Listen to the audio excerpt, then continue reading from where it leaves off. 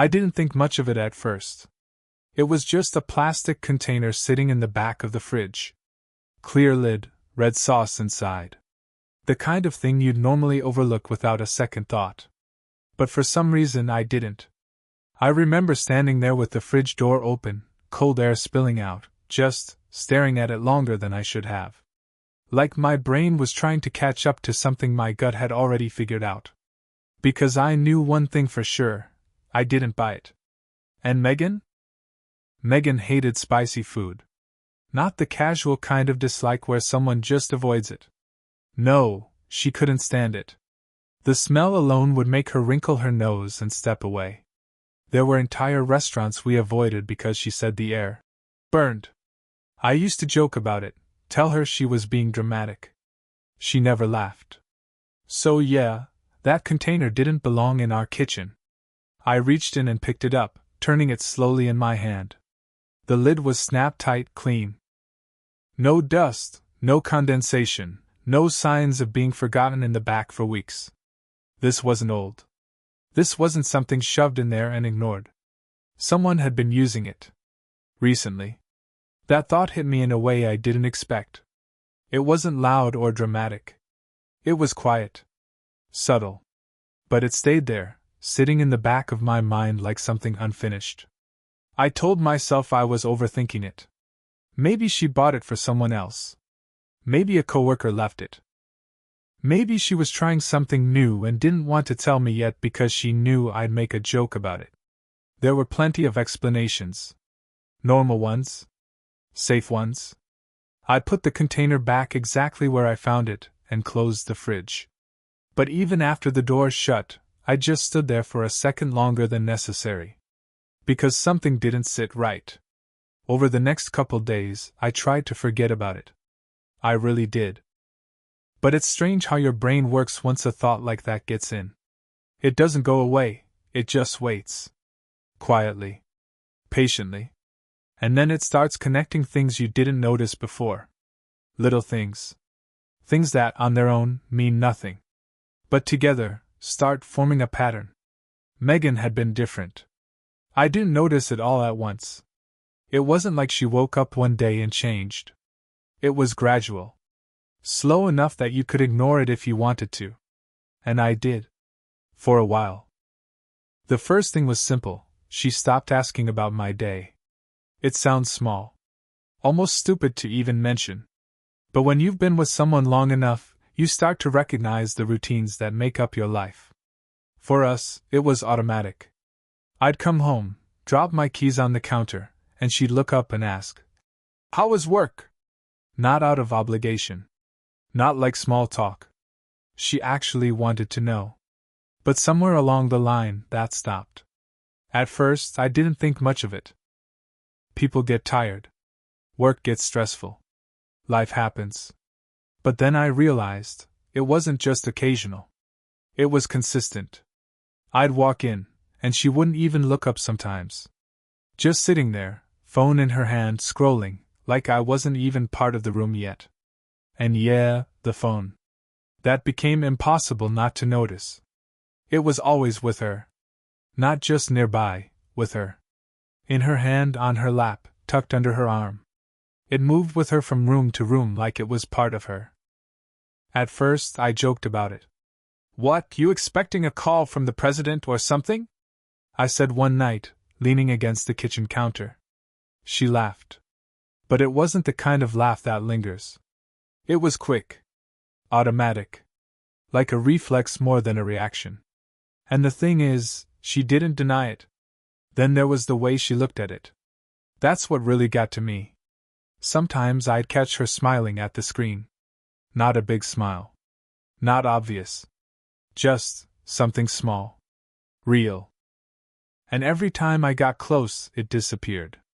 The phone would tilt away slightly. Not in a way you could call out. Just enough. Just fast enough. Like muscle memory. The hoodie showed up a few days later. I found it in the closet while I was looking for a jacket. Dark gray, soft fabric, definitely worn a few times, but not by me. It was too big. I held it up, turning it slightly, trying to trigger some kind of memory. Nothing. I knew my clothes. Even the stuff I barely wore. This wasn't mine. When I asked her about it later, I kept my tone casual. Almost joking. Hey, when did I get a new hoodie? She barely looked at it. Oh, that's old, she said, brushing past me. Probably yours from years ago. Probably. That word stuck with me. Not. It is. Not. I remember. Just, probably. And for some reason, that bothered me more than if she had just made something up. The smell in the car came next. I noticed it the first time I drove her car that week. It wasn't strong, but it was there. Subtle. Sharp. Definitely not anything I used. Not mine. I turned on the AC, and it hit me again. Clean. Cold. Masculine. I sat there for a second longer than necessary, hands on the wheel, just processing it. When I mentioned it later, she didn't hesitate. Probably from a coworker, she said. I gave someone a ride last week. Again, reasonable. Simple. Ready. That was the moment something shifted. Not enough to call it out. But enough that I stopped dismissing everything so easily. Because now it wasn't just one thing. It was multiple. And they all pointed in the same direction. She started going out more. Meetings, she'd say. Or just work stuff. But there was something off about it. She didn't dress up. Didn't seem excited. No energy behind it. It felt routine. Like something she had already planned in her head. And when she left, she barely texted. No updates. No. I'll be late. No. Heading home. Just silence. Like I wasn't part of that part of her life anymore. One night, I was sitting on the couch, TV on, not really paying attention. She was across from me, legs tucked under her, phone lighting up her face in the dark. And she smiled. Not at me. At the screen. It wasn't big. It wasn't obvious. But it was real. And that's what got me. Because I realized something in that moment that I hadn't admitted to myself before. I hadn't seen her smile like that at me in a long time. That's when the thought came back. Not about the hoodie. Not about the car. Not even about the phone. About the container in the fridge. Because suddenly it didn't feel random anymore. It felt like a clue. A small, quiet sign that something, or someone, didn't belong. Someone who had been in our space. Comfortable enough to eat there. To leave something behind. To exist in a place that was supposed to be ours. And for the first time, I stopped trying to explain it away. After that night, I stopped seeing things the same way. Nothing had technically changed. Megan was still there, still moving through the apartment like she always did. Same routines. Same voice. Same everything. But something shifted. Like I had stepped half an inch outside of my own life, and now I was watching it instead of living it. And once that happens, you start noticing everything. It wasn't just that she was distant. It was how consistent it became. She stopped asking questions entirely. Not just about my day, about anything. Conversations turned into short exchanges, like we were coworkers passing time instead of a couple who used to sit up until midnight talking about nothing. Did you eat? Yeah. Okay. That was it. No follow-up. No curiosity. And the weird part? She didn't seem angry. Not upset. Not frustrated. Just detached. Like she had already checked out, but her body hadn't caught up yet. Her phone never left her hand.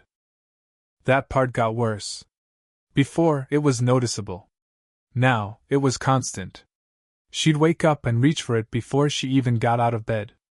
I'd hear the soft tapping of her fingers before she said anything to me. At night, she'd stay up later than usual, screen lighting up her face while I pretended to sleep. Sometimes I'd turn slightly, just enough to see. And every time, it was the same. A quiet smile. Not wide. Not obvious. But real. And every time I moved, even slightly, it disappeared.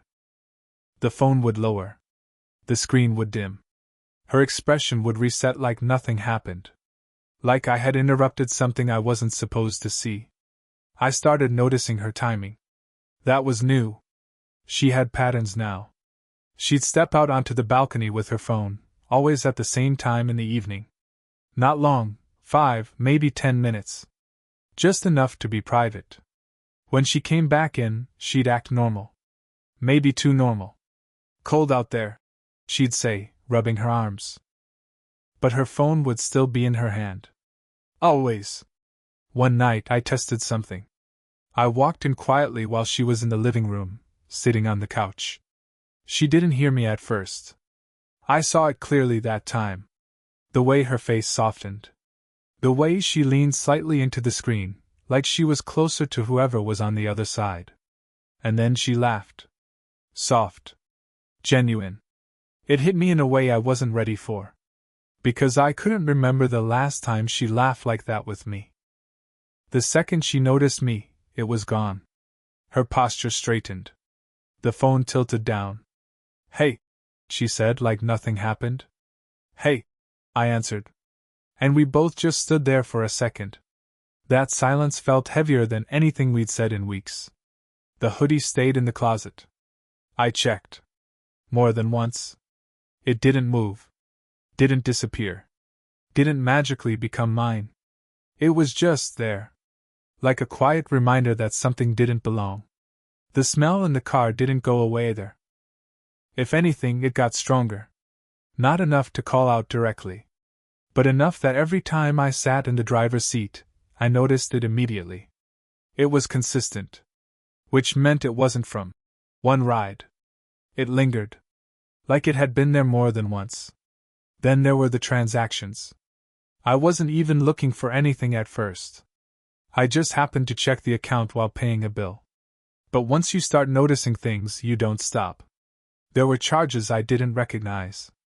Not big ones. Nothing obvious. Just locations. Parts of the city Megan had no reason to be in. Small restaurants. Coffee places. Parking fees. At times that didn't line up with what she told me. I stared at the screen longer than I should have, scrolling through dates, trying to match them to conversations we'd had. Late meeting. Work dinner. Out with coworkers. All of it sounded normal. All of it could still be true. But it didn't feel true anymore. The biggest shift wasn't in what I saw. It was in how I felt. Before, I would have brushed it off. Found an explanation.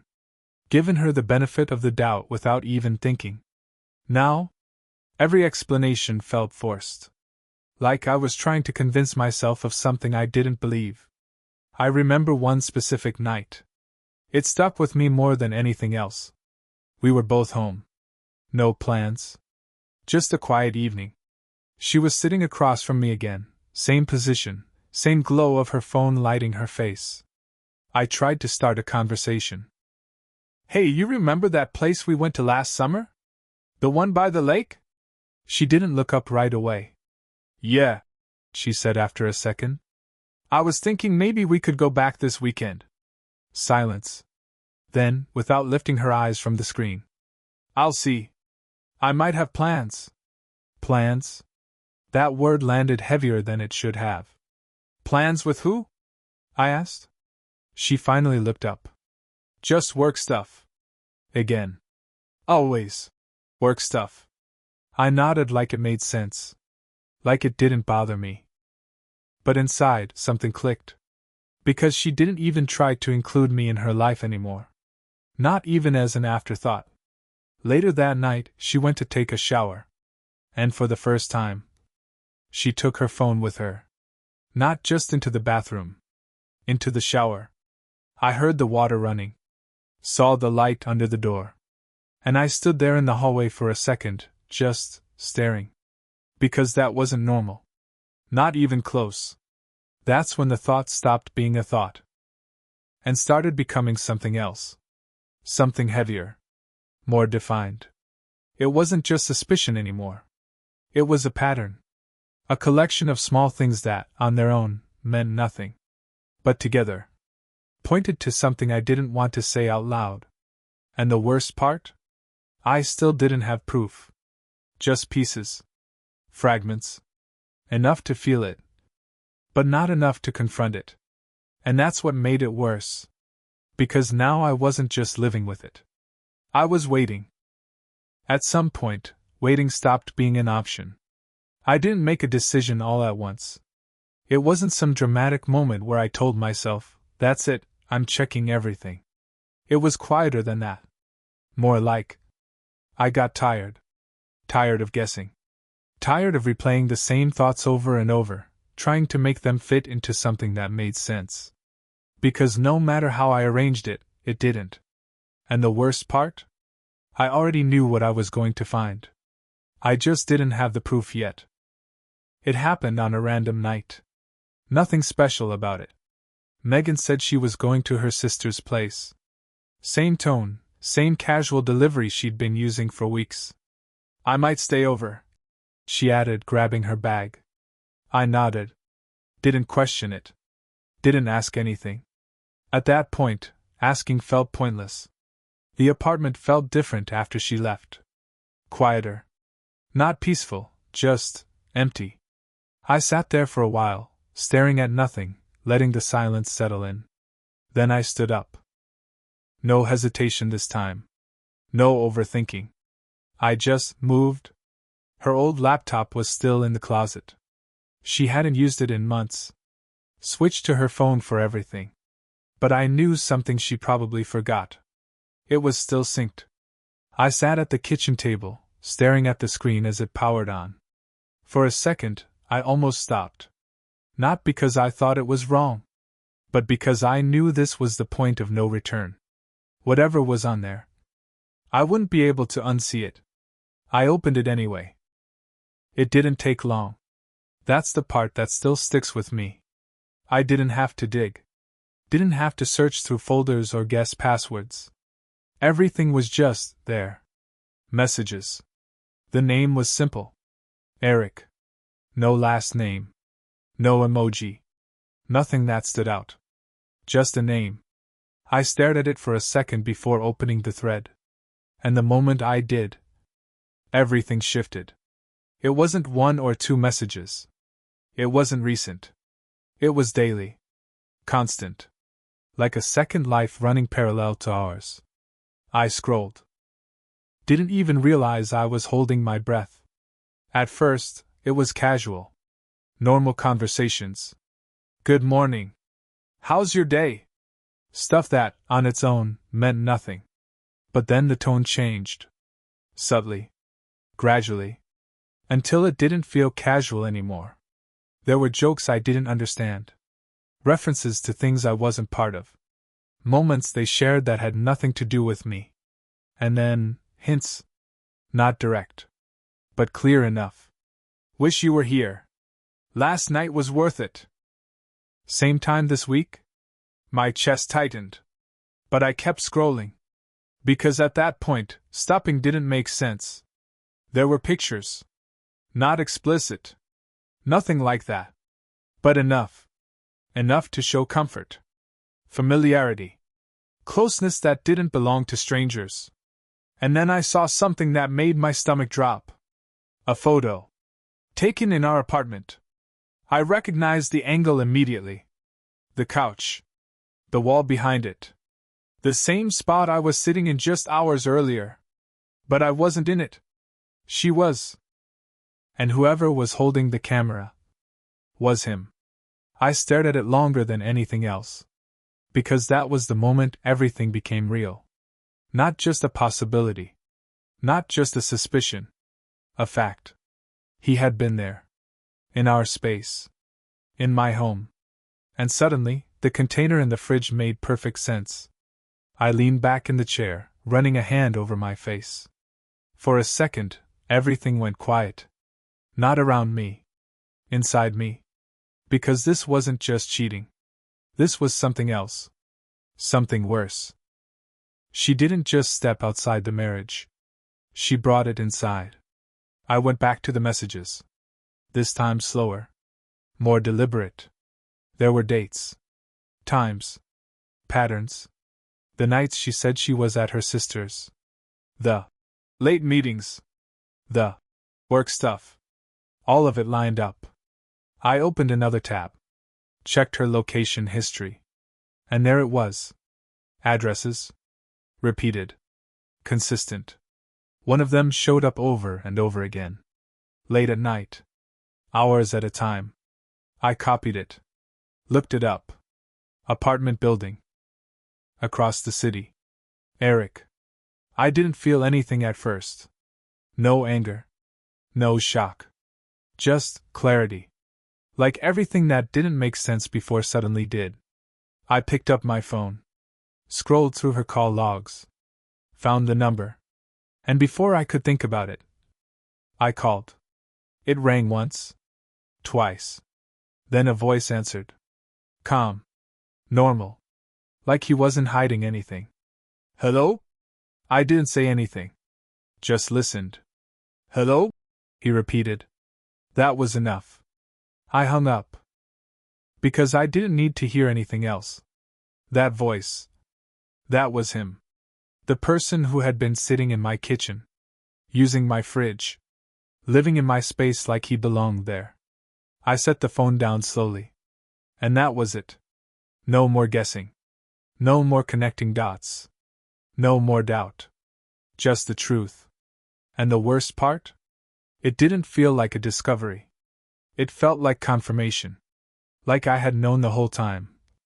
And just needed to see it. I didn't confront her right away. That's probably the part most people wouldn't understand. Because once you know, the natural reaction is to explode. To demand answers. To throw everything on the table and force the truth out into the open. But I didn't feel like that. Not anymore. By the time I closed the laptop, I wasn't angry. Not in the way I expected. There was no rush of adrenaline. No shaking hands. No pacing back and forth trying to figure out what to say. It was quieter than that. Colder. Because everything I had been feeling for the past weeks finally made sense. Every small thing. Every detail I tried to ignore.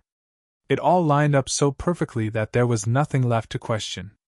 And when there's nothing left to question, there's nothing left to argue about. I just sat there for a while. In the same chair. Looking at nothing. Letting it settle. She didn't just lie. She didn't just cheat. She replaced me in my own life. That thought stayed with me longer than anything else. When Megan came back later that night, I was still there. Same position. Same silence. She walked in like she always did. Dropped her bag near the door. Kicked off her shoes. Moved through the apartment like nothing had changed. Like this was just another night. Hey, she said casually. I looked up. Hey. For a second, she hesitated. Not enough for someone else to notice. But I did. Because now I was looking for it. You're still up? She asked, glancing at the clock. Yeah, I said. She nodded, like that was enough of an answer. Then she walked past me, heading toward the kitchen. That's when I spoke. We should talk. It wasn't loud. It wasn't aggressive. Just flat. She stopped. Slowly turned around.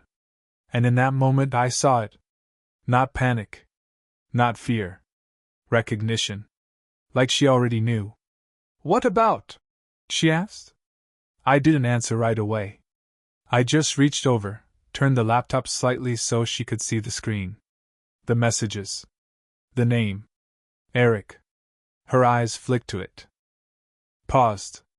Then back to me. Silence. That was the moment everything could have gone differently. She could have denied it. Acted confused.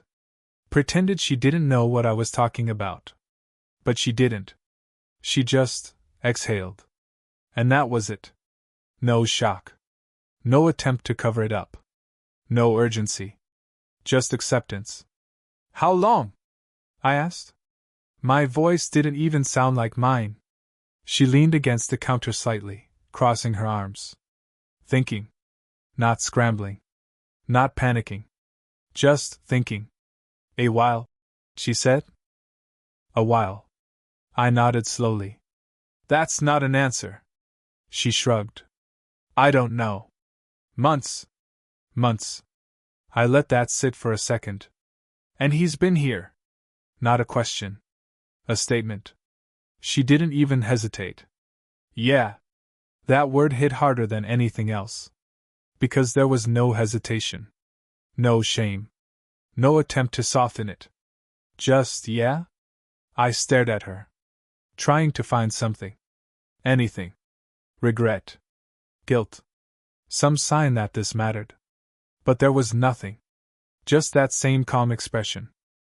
Like we were talking about something already decided. You brought him into our apartment, I said. She sighed slightly, like the conversation was already exhausting her. Daniel, it's not like that. I almost laughed. Not because it was funny. Because it was predictable. Then what is it like? She looked at me for a second. And then she said something I didn't expect. It's been over for a long time. That was it. No apology. No explanation. Just that. I felt something shift in my chest. Not break. Not explode. Just settle. Over? I repeated. She nodded. We both knew that. No. We didn't. But I didn't say it. Because arguing with that would mean trying to bring something back that clearly didn't exist anymore. You just didn't say it, she added. That part almost sounded like justification. Like she was explaining something obvious. Like I was the one who missed it. I looked at her for a long moment. Trying to understand how someone could say something like that so easily. Like none of it mattered. Like the years we spent together were just background noise. And Eric? I asked. She shrugged again. It just happened. Of course it did. Things like that always just happen. No responsibility. No ownership. Just something that appears out of nowhere and somehow becomes real. I nodded slowly. There was nothing left to ask. Because the answers didn't change anything. And the way she said them made it clear she wasn't trying to fix anything. She wasn't even trying to defend herself. She was done. And she had been for a while. I stood up. She watched me, but didn't move. Didn't ask where I was going. Didn't try to stop me. Because she already knew. This wasn't a fight. There was nothing left to fight for. Okay, I said. That was it. One word. I grabbed my keys. Walked past her. And for a second, I thought she might say something. Anything. But she didn't. The door closed behind me. And just like that, it was over. Not because of what she did, but because of how little it meant to her. I didn't go far that night. Just drove. No destination. No plan. The city looked different when you're not really seeing it. Lights passing by, streets blending into each other, everything moving while you stay stuck in the same place in your head. I don't even remember how long I was out. An hour. Maybe 2. At some point, I stopped trying to process anything. Because there was nothing left to process. She didn't deny it. She didn't fight for it. She didn't even pretend it mattered. That was the part that stayed with me. Not what she did, but how easily she let it go. By the time I turned the car back toward the apartment, something inside me had already settled. Not healed.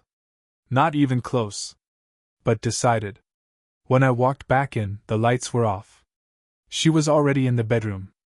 I didn't check. Didn't need to. The apartment felt unfamiliar. Same furniture. Same layout. But it didn't feel like mine anymore. Like something had shifted permanently, and there was no going back to what it used to be. I didn't try to sleep. I just sat there. In silence. And for the first time since all of this started, I wasn't thinking about her. I was thinking about what came next. Not emotionally. Practically. Because that was the only thing that made sense. By morning, I had a plan. It wasn't complicated. It didn't need to be.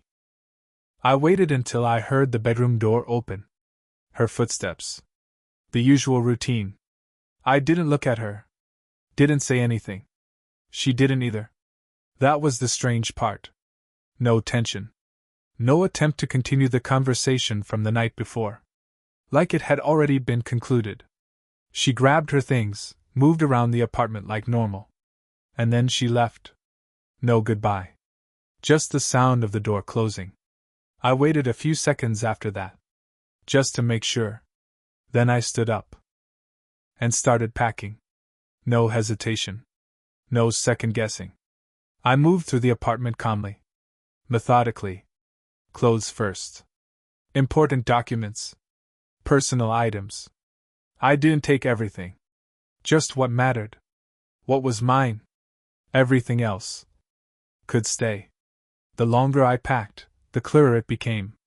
This wasn't emotional. It was final. Not because I was trying to make a point.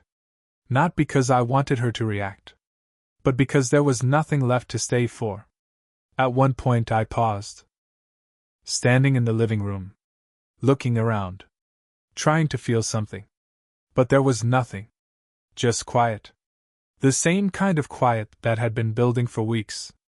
Only now. It made sense. I grabbed my laptop.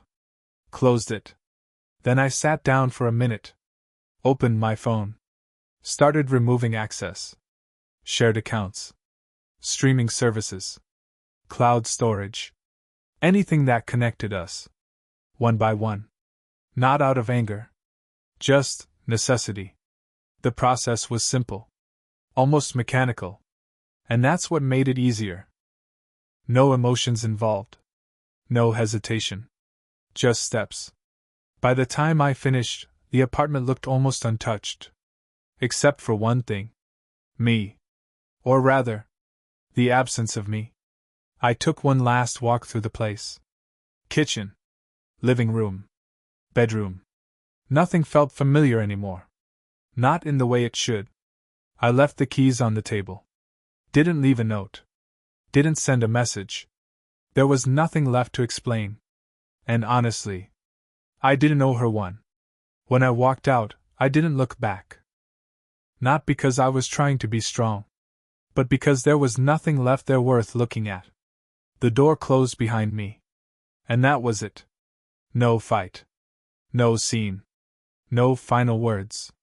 Just done. I got in the car. Sat there for a second. And waited. Not for her. For the feeling. Something. Anything. But it didn't come. Not right away. Just quiet. The same quiet that had been building for weeks. Only now. It didn't feel heavy. It felt empty. Clean. I started the engine. And drove. This time, not aimlessly. This time, forward.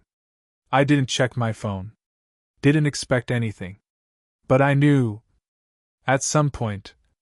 She would notice. She would walk into that apartment. See the space. Feel the silence. And realize something was different. Not a fight. Not a temporary break. An ending. And the worst part? She wouldn't be able to undo it. Because I didn't leave in anger. I left in silence. And silence doesn't give you anything to argue with. I didn't look back. I moved to another city within a week. Small place, nothing fancy, just enough space to breathe. At first, it felt strange waking up without tension, without checking my phone, without wondering what was real and what wasn't. I filed for divorce, closed every shared account, sold the car that was in my name. Clean cuts. No loose ends. Then I focused on myself. Gym. Work. Old friends I hadn't spoken to in years. Slowly, things started to feel normal again. Not the old normal, something quieter. Better.